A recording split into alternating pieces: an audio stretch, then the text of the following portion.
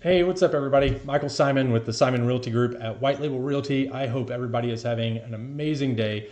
I want to explain that graph in a little bit more detail. But first of all, I do want to say I know that stuff has gotten so expensive over the last few years. We're all feeling inflation at the grocery store, at the gas pump, at retail, clothes, whatever it is. Like, we're all feeling it. Housing, mortgages, rent, electric bills, just all of it. It's just all, like I feel like income's gone up there and we're all feeling that squeeze. Okay. Like, I get it. I think that's something that's completely relatable to everybody, especially your biggest bill every month, which is probably your mortgage or your rent. We've all seen it go up. We're all feeling all of that. And I know this has been a strong topic, especially in Waco, Texas, where we have seen it happen quite a bit. And so I wanted to explain the graph in a little bit more detail, along with a couple of things that I think may be affecting the numbers on that graph and how we can respond to that, how it's affecting our local real estate market. And so over here is the graph, and that graph shows that this line right here, the U.S. national average, is 100%. This cost of living index. So national average cost of living is set at 100. Anything above that is above. Anything below that is below. Okay.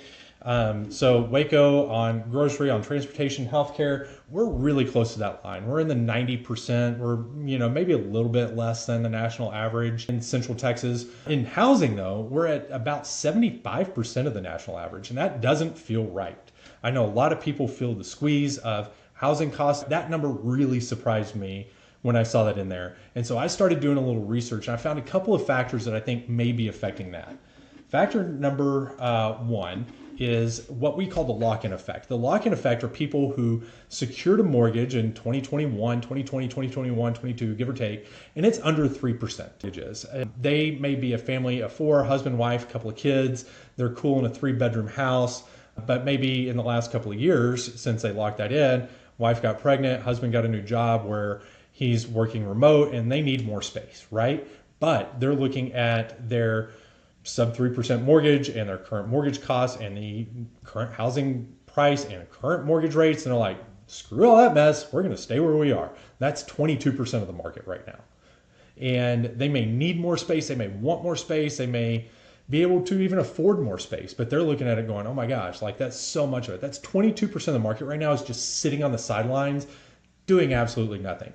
The effect that has is decreased demand. That's 22% of people who are absolutely not shopping at all because of the interest rate that they currently have in their house. It's a big number.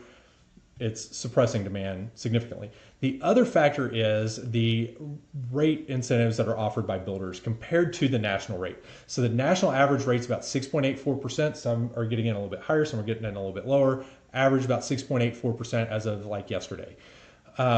Right now, locally, current builders are offering rates as low as 4.9% to buy a new build home when you use their preferred builder. I know this because I got their email. And I know this because I have a client locked in at that rate right now.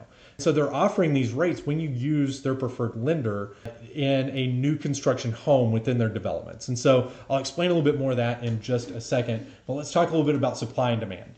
So when looking at supply and demand, the effect of the lock-in rate in 2020, 2021, 22, we were hovering at about 1 month of local inventory, sometimes lower, sometimes a little bit higher, but right around that 1 month range of local inventory. Meanwhile, I don't have this graph in here, but there's the number of closings during this time was just increasing. So supply was way down, demand was way up. What happened to prices at that point? They skyrocketed. We all saw that happen during that time. We were competing with houses, sitting in offers way above asking price on houses. Prices, they went way up during this time frame because we had such high demand and such low supply. Well, right now, what trend are we in? Look at this supply line right here. Look at what's happened since 2022. We've gone from less than a month of current inventory. September 2024, we're looking at 4.9 months, and the trend is still just, wow, way up there and showing no way of coming down. The reason is you're looking at that 22% who are just stuck in their house. They're not shopping. Meanwhile, people who are getting jobs in other cities, people who are moving for whatever reason, they're still listing their houses for sale. And so that supply continues to go up even though demand is coming down. So that's having an effect on pricing that's bringing it down a little bit. The other effect that we have is, so that's that lock-in effect that we talked about with the increased supply. That combined effect of increased supply and reduced demand is winning more favorable contracts for buyers, which results in reduced housing prices and lower closing costs or cost to close your house. This is a big deal. That is part of that suppression of that, why we're 25% under the national average. So we also want to talk about interest rate and the incentives that are out there. So if we're looking at the national average rate right now for a 30-year mortgage at 6.8%, 6.84%, and the incentive rate offered by local builders, 4.9%. Got a client locked in at that right now. It's the rate that's being offered for new construction homes, currently Midway ISD right now, 4.9%. That is making a big difference in how people market their houses and how that's affecting the prices of existing houses that are on the market. Let me show you. So both of these are examples. These are estimates. These are not locked in prices, all right? Full disclaimer, these are just examples, okay? So we're gonna compare two examples of houses, a current listing, so an existing home listed at $300,000. We get a very favorable contract at that with zero closing costs. It's an FHA mortgage. We're putting 3.5% down, okay? House number two, purely hypothetical. New construction home, $350,000, $50,000 more than example number one. 3.5% down, same deal. We work out a favorable contract with the builder. We get you zero closing costs. You're doing 3.5% down FHA, right? Okay, so we're gonna compare those two. Current listing house, $300,000, 3.5% down is $10,000. This is what you're financing, $289,500. When we plug that number into an amortization table, we plug in that $289,500. We plug in your 6.84% interest over 30 years. It spits out this number right here. That is an estimate for principal and interest only in your monthly payment. So this is the bulk of your monthly payment. This is the principal and interest, $1,895. This does not include taxes and insurance. Your mortgage company typically pays your taxes and insurance upfront to your insurance company and to your taxing entity.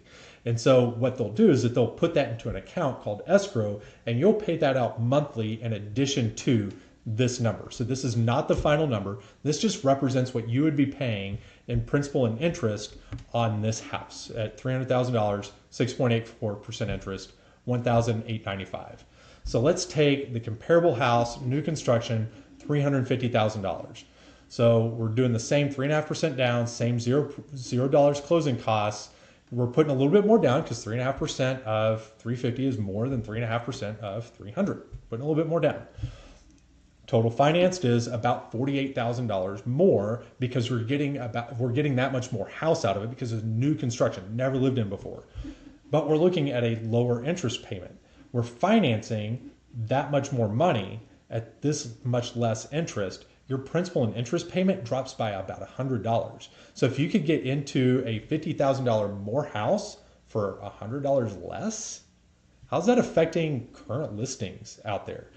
People who are listing current listings are having to get creative with how they're doing it or creative with how they're marketing or working contracts with buyers. So sellers are offering incentives such as paying closing costs or paying title fees, or paying realtor fees. They're doing all kinds of different fees within there. They're even bringing down their listing price in order to compete with this stuff. And if you don't think that this is significant, about 15% of current local inventory is new construction. That's a big number. We have a lot more new construction happening here locally than in other places. And so this is having a major effect on the local market. So what does that mean for you as a seller or as a buyer? So as a seller, it's important to have the right strategy. Before we even talk about the house, let's talk about your selling strategy. What do you want to do? What do you want to accomplish? What are your goals? Are you moving to accept a new job? Are you going to be in another town? Are you going to be in another state, another country? Like, what are you doing? Like, what's the plan? Do you want to upgrade to a new house? Like, what do we want to do? It's important to have the right strategy. How much money do you need in order to make that move? How much, like, where do we want to meet in the equity of your house in making that move? It's important to have that right strategy. Once we get the right strategy in, it's important to have the right marketing. Let's not walk through your house with a cell phone taking your listing pictures, for example. Let's hire a professional photographer to take professional real estate pictures of your house.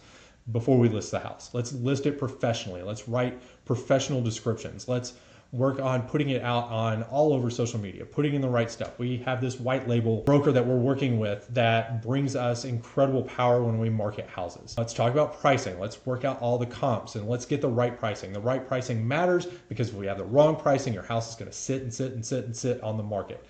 And speaking of sit and sit and sit on the market, patience is a virtue. Let's have lots of patience, lots of communication. I want to hear truth. I want to hear honesty. I want to hear how you feel about it. I want to hear your fears. I want to hear what you may not like about what I have to say. Like, I want to hear these things because it helps me understand where you're coming from. And if I'm going to serve you best, I need to know where you're coming from. So I want to know these things. If we're going to list your house, let's have all these conversations. Let's be communicative and let's talk about these things a lot over and over and over again. Once we have the house listed, let's give updates every day. Call me. Let's go out. Let's go hang out. Talk about real estate. We'll do this stuff. But patience and communication is key throughout all of it, all right? If we're trying to sell a house. If we're looking at buying a house, let's, again, plan your strategy. What do you want to do? Do you want an existing neighborhood with giant oak trees and lots of property? Do you want a new neighborhood next to a school? It may be a little bit smaller lot. Like, let's talk about what you're looking at. Do you want an HOA where everything's kind of the same and governed a little bit? You want freedom to put a giant statue elephant in your front yard if that's what you want to do. Like, what do you want to do? From there, let's know your options. Let's look all over Waco because there's a ton. We saw that supply line. There's a ton of local housing available in Waco. Ton of options out there for you. Let's get you pre-qualified. Let's talk to the lender that we need to talk to in order to get you pre-qualified. We have to have that pre-qualification because that's going to set the parameters of the houses that we actually look at. So we need to get that first before we start going out and looking at houses. Once we go out and start looking at houses, you're going to have a lot of options. When we look at new houses, we walk through a neighborhood and we'll see 5 or 6 brand new houses that are available for you. When we go out and we go into existing homes, you're going to see all kinds of architecture styles, all kinds of remodeling styles. We're going to see all kinds of neighborhoods, all kinds of landscapes. It's just all kinds of stuff. You're going to have tons of options that are out there available for you. 3-bedroom, 4-bedroom. Attached garage, detached garage, 1 acre, half an acre, just whatever. So many options out there for you. Once we have something that you really like, or 2 or 3 somethings that you really like, we get together, we execute a strong offer in your favor because we can do that in today's market. We can negotiate all kinds of stuff so that you have to bring as little to the table as possible when it comes to closing. Which gets us to this last point. When we get to closing, we're saving you money when you're buying a house in today's market. We have 25% of the market to work with compared to the national average locally. That's a big deal. That just means local pricing is still kind of going to go up a little bit compared as stuff starts normalizing in the market a little bit more. And so as a buyer, we can save you some of that money right now. If you have questions about any of this, I'm here for you. I work buyers, sellers. Let's strategize and come up with the best idea, and let's talk about these things. Numbers right there. You can call or text anytime. I look forward to talking with you. Hopefully this helped you out. We'll talk to you.